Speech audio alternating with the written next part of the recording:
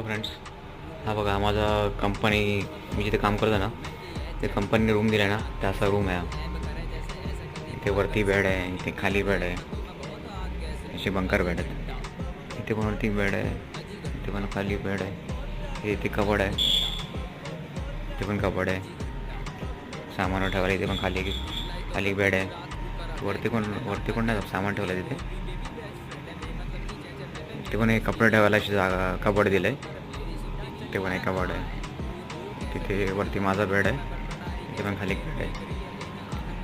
समोर त्याचा फ्रीज दिला आहे. इथे थोडंफार सामान ठेवलं आहे आणि इथे समोर अशी खिडकी आहे, पाण्याची बॉटल वगैरे.